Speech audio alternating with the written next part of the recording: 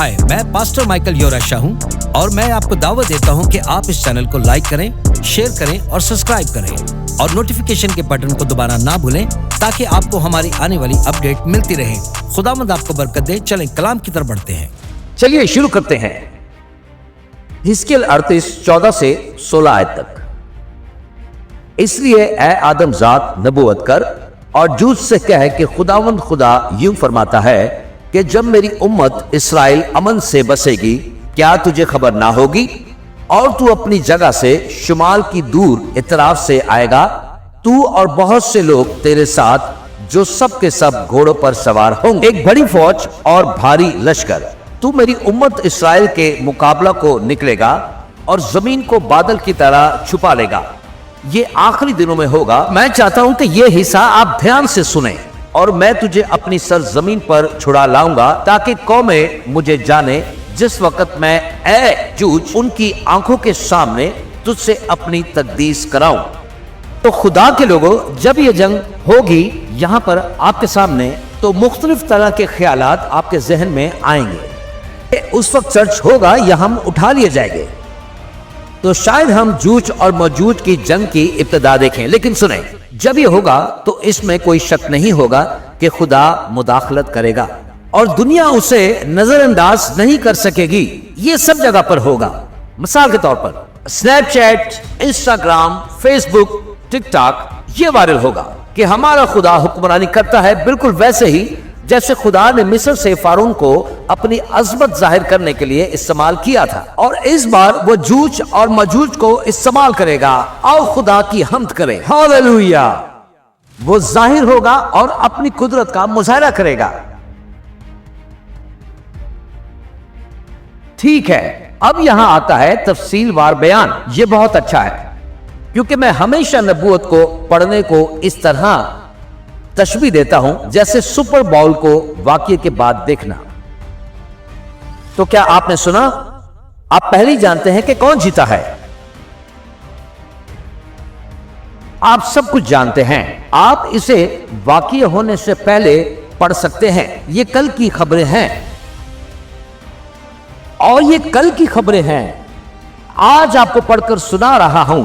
ये मुस्तकबिल की सुर्खियां हैं। खुदावन यहां पर वाज़ेह फरमाता है 17 आयत में।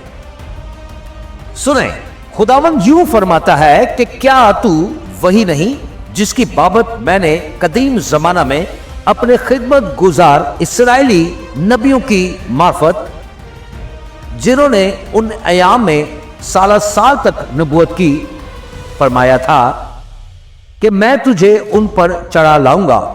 और यूं होगा कि उन अयाम में जब जूझ इस्राएल की ममलकत पर चढ़ाई करेगा तो मेरा कहर मेरे चेहरे से नुमाया होगा। खुदा फरमाता है, क्योंकि मैंने अपनी गैरत और आतिश कहर में फरमाया कि यकीनन उस रोज इस्राएल की सरजमीन में सख्त जंजला आएगा, यहां तक कि जमीन की मछलियां और आसमान के परिंदे और मैदान के चरिंदे और सब कीड़े मकोड़े जो जमीन पर रेंगते फिरते हैं और तमाम इंसान जो रवी जमीन पर हैं, मेरे हजूर थरथराएंगे और पहाड़ गिर पड़ेंगे और खराड़े बैठ जाएंगी और हर एक दीवार जमीन पर गिर पड़ेगी और मैं अपने सब पहाड़ों से उस पर तलवार तलब करूंगा।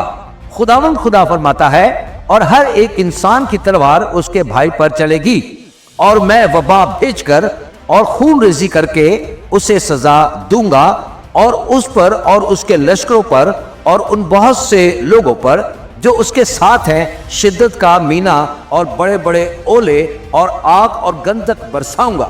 खुदा के लोगों, मुझे इस बात से बहुत ज्यादा बरकत मिलती है जब मैं कलाम के इस हिस्से को पढ़ता हूं और अपनी बुजुर्गी और अपनी तकदीस कराऊंगा और बहुत सी कौमों की नजरों में मशहूर होऊंगा।